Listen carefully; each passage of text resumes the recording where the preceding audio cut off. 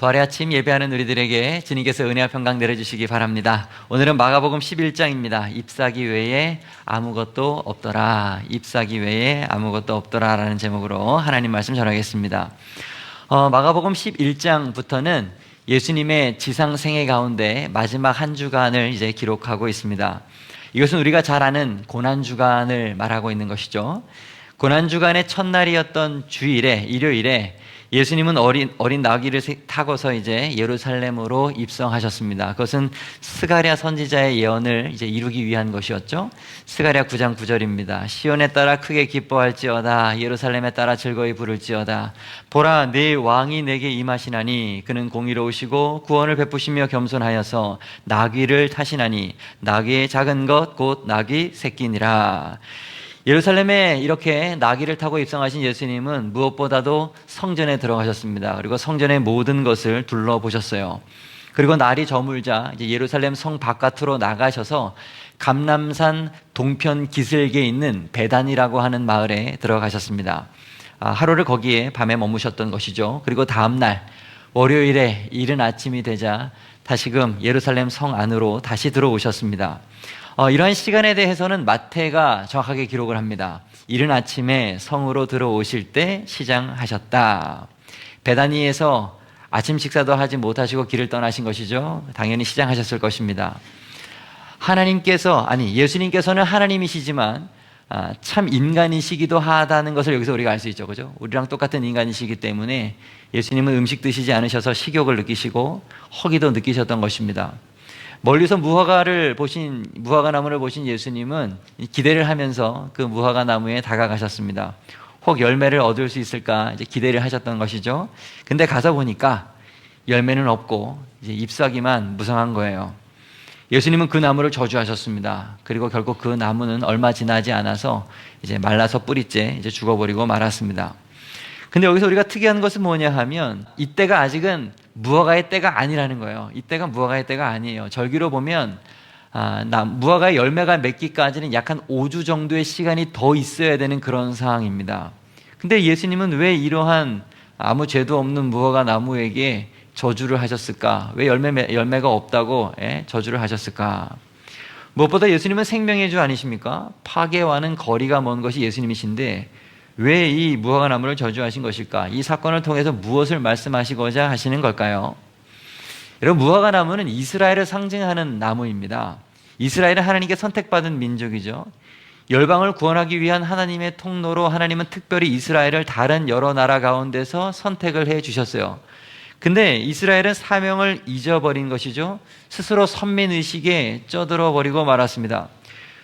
물론 외적인 종교 활동은 활발히 했습니다. 성전 중심의 절기를 지키기도 했고요. 예배를 많이 드렸습니다. 제사도 많이 드렸고 율법도 준수를 했습니다. 형식은 있었어요. 근데 문제는 뭡니까? 중심이 없던 거예요. 그들의 마음이 없었던 것입니다. 사실 이 무화과 나무의 사건은 전날에 있었던 사건과 연결되는 것인데 방금 전에도 말씀을 드렸죠.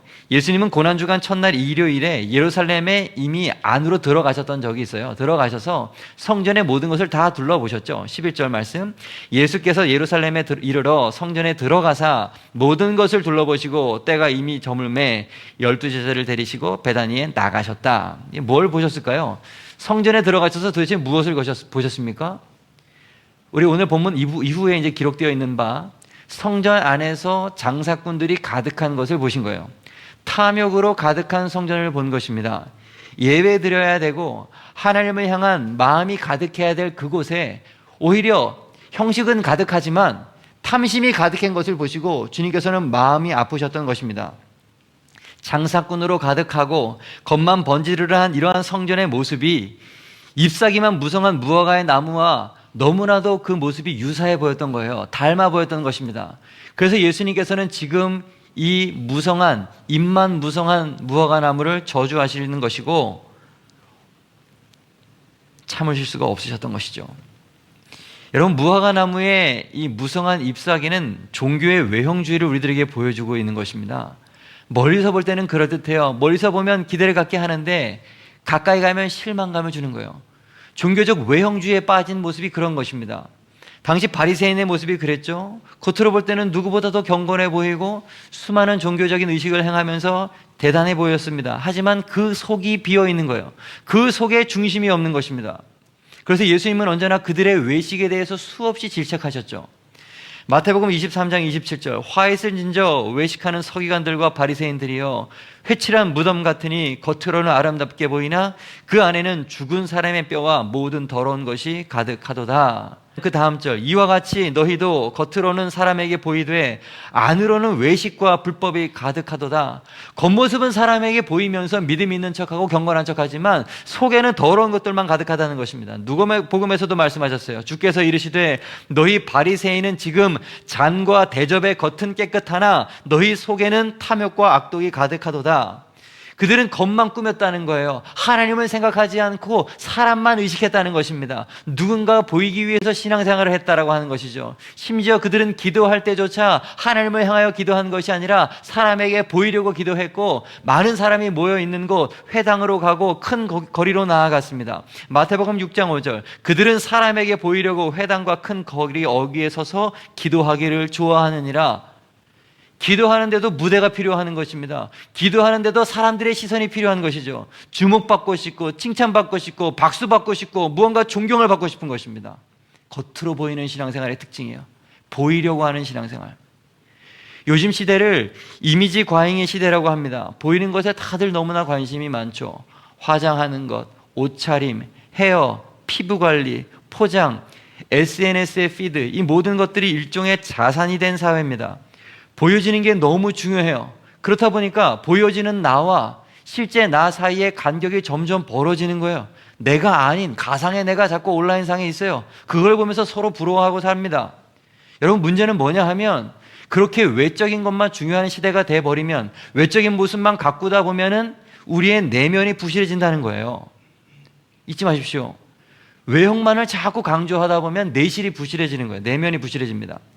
멀리서 볼 때는 호감이 있는데 가까이 가면 생각이 달라지는 사람이 있죠. 주일에 하루 얼굴 보는 데는 참 반갑고 좋은데 일주일 이상 같이 여행을 다녀보면 얼굴이 붉어지는, 힘들어지는 그런 사람이 있어요. 우리는 그런 사람이 되면 안 되죠. 멀리서 볼 때 그럴듯한 사람이 되지 말아야 되고, 가까워질수록 매력 있는 사람이 되죠. 반대적으로, 방금 전에 말씀드린 사람과 반대대로 멀리서 볼 때는 그저 그랬는데 가까이 가고 대화를 해보니까 진국이고, 좀 더 친하게 지내게 보니까 더욱더 매력 있는 그런 사람, 우리는 내면이 아름다운 그런 사람이 되어야 될 줄로 믿습니다. 여러분은 어떻습니까? 여러분의 신앙은 어떻습니까? 겉모습만 꾸미는 그런 신앙은 아닙니까? 외형에 치우쳐 있는 것은 아닙니까? 보여주기식 신앙이 아니냐 이 말이에요. 여러분, 경건해 보이지만 생명 없는 신앙이 있습니다. 너무 충격적이지만 경건해 보이지만 생명이 없는 죽은 신앙이 있습니다. 여러분, 왜 자꾸 이런 현상이 나타나느냐 하면 겉모습을 꾸미는 것이 쉽기 때문에 그래요. 더 쉬워서. 내면을 가꾸는 것보다 겉을 꾸미는 게 더 쉽기 때문에 자꾸 이런 현상이 일어납니다. 겉을 자꾸 꾸미고 내가 믿음이 좋은 척 자꾸 하다 보면 결국에는 어떻게 되냐면 내가 나를 속이게 돼요. 내가 정말로 믿음이 좋은 줄 압니다. 나도 속이고 다른 사람도 속이고 거짓과 위선과 허세만 가득해진 신앙생활이 되어버리고 마는 것입니다. 주님께서 책망하신 라오디게아 교회의 모습을 갖게 되는 것이죠. 요한계시록 3장 17절, 내가 말하기를 나는 부자라 부유하여 부족한 것이 없다 하나 내 곤고한 것과 가련한 것과 가난한 것과 눈먼 것과 벌거벗은 것을 알지 못하는도다. 가장 불쌍한 사람이 누구냐? 자기 자신에게 스스로 속는 사람이에요. 내가 꾸민 나의 외형에 내가 속아버리는 것입니다. 여러분, 겉모습 꾸미면서 나에게 속는 사람 되지 말고 십자가 앞에 진실하게 엎드려서 죄사함 받고 마음의 참된 평안 얻으면서 내면의 아름다움을 가꿀 수 있는 사랑하는 여러분 되기를 간절히 축복합니다. 껍데기는 중요한 게 아니에요. 껍데기는 껍데기일 뿐이죠. 껍데기 가꾸느라 세월 호송하지 않는 우리 모두가 될 수 있기를 간절히 바랍니다. 다음으로 13절을 다시 보시죠. 멀리서 잎사귀 있는 한 무화과 나무를 보시고 혹 그 나무에 무엇이 있을까 하여 가셨더니 가서 보신즉 잎사귀 외에 아무것도 없더라. 이는 무화과의 때가 아님이라. 예수님께서 속으신 이유가 여기에 기록되어져 있어요. 예수님이 왜 속았습니까? 잎사귀 때문에 그래요. 무화과의 잎사귀 때문에 속으신 거예요. 무성한 잎사귀가 나무에 열매가 없다는 사실을 가리고 있었기 때문에 주님이 속으셨어요. 여러분, 무화과 나무 하면 떠오르는 한 가지가 있는데 혹시 생각나시는 게 있으십니까? 창세기 3장, 최초 인류 아담과 하와가 죄를 지은 후에 자신의 수치를 가리기 위해서 사용한 게 무화과나무였어요. 창세기 3장 7절, 이에 그들의 눈이 밝아져 자신들이 벗은 줄 알고 무엇으로? 무화과나무 잎을 엮어 치마로 삼았더라. 아담과 하와가 자신의 수치를 가린 것은 무화과나무 잎이었습니다. 그 이파리를 가지고 자신의 수치를 가리고 자신의 죄를 가리려고 했던 것입니다. 여러분, 이게 죄의 특징이에요. 자신의 힘과 노력으로 자신의 죄를 가리려고 해요. 자신의 수치를 덮으려고 합니다. 오늘 본문의 이스라엘 백성들도 열심히 제사를 드렸잖아요. 열심히 제사를 드렸어요. 여러분, 그런 거예요. 내 죄를 알면 알수록 열심히 제사를 드립니다. 내 안에 수치심이 발견되면 발견될수록 더 하나님께 더 열심히 나가고 더 예배드리고 더 헌금하고 더 헌신하는 거예요.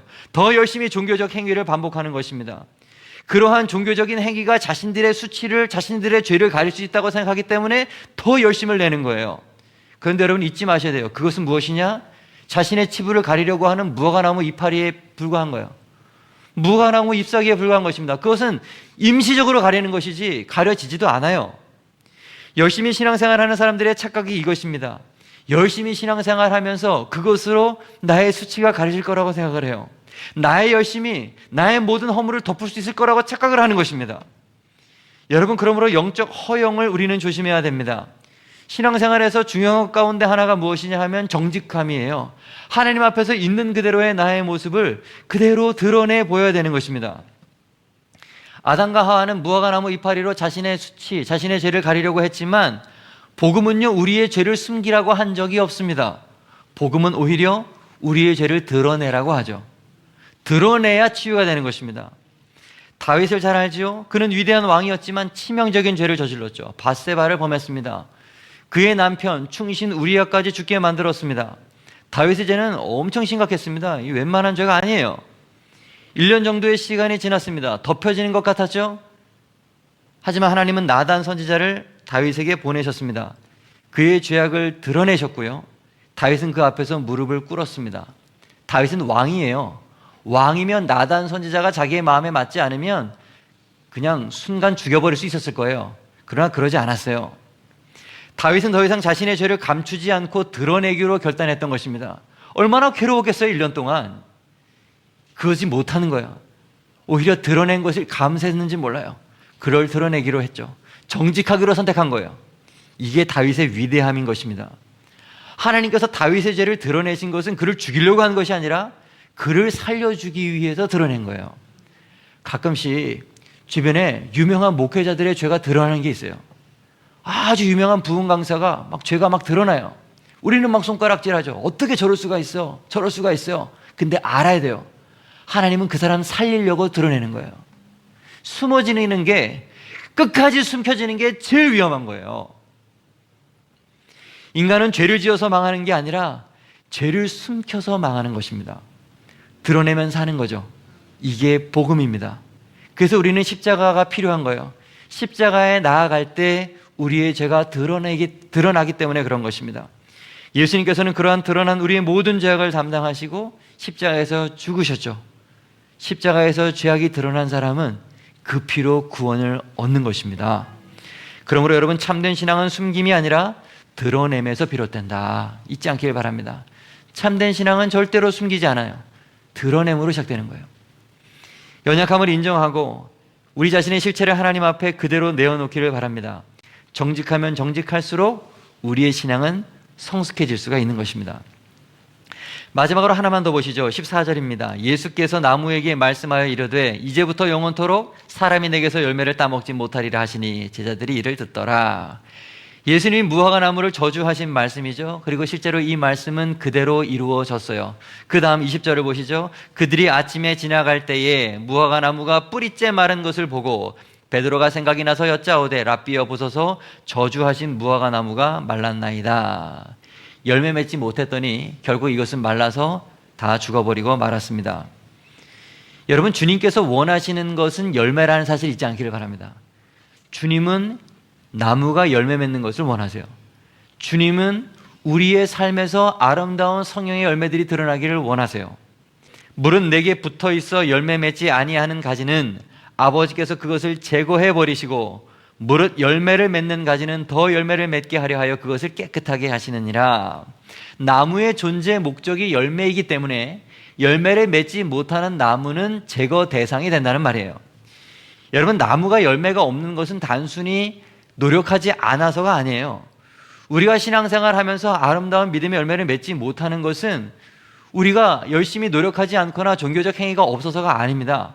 그 안에 생명이 없기 때문에 그런 거예요. 왜 생명이 없습니까? 하나님과 단절됐기 때문에 그런 것이죠. 성경은 열매 없음의 원인을 하나님과의 관계에 단절해서 찾아요. 요한복음 15장 4절, 내 안에 거하라 나도 너희 안에 거하리라. 가지가 포도나무에 붙어 있지 아니하면 스스로 열매를 맺을 수 없음 같이 너희도 내 안에 있지 아니하면 그러하리라. 나는 포도나무요 너희는 가지라. 그가 내 안에 내가 그 안에 거하면 사람이 열매를 많이 맺나니 나를 떠나서 너희가 아무것도 할 수 없음이라. 여러분, 가지는 포도나무에 붙어 있기만 하면 자연스럽게 열매를 맺게 되어 있습니다. 가지가 열매를 맺는 게 아니라 나무가 열매를 맺게 해주기 때문에 그래요. 우리도 마찬가지입니다. 우리가 열매를 맺는 게 아닙니다. 우리의 나무 대신 그리스도께 단단히 접붙어 있기만 하면 그리스도께서 자연스럽게 우리를 열매 맺게 하시는 거예요. 우리의 생명은 나에게 있는 것이 아니라 우리의 나무 대신 그리스도께 있는 것입니다. 그러므로 예수님께 접붙여 있는 게 중요해요. 접붙여져 있으면 열매를 맺습니다. 참된 열매는 오직 그리스도께 접붙여진 삶에서 나오는 것입니다.